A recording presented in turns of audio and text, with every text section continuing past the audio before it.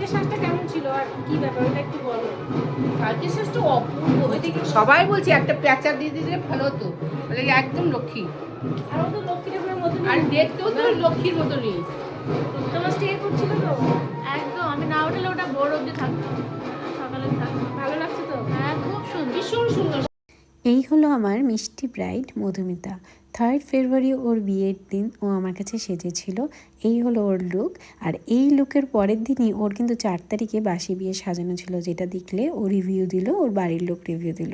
তো একটা ব্রাইড কিন্তু খুশি হলে সব থেকে বেশি একটা মেকআপ আর্টিস্টই খুশি হয়। এবার ওর বাসি বিয়ের লুকটা দেখে নাও।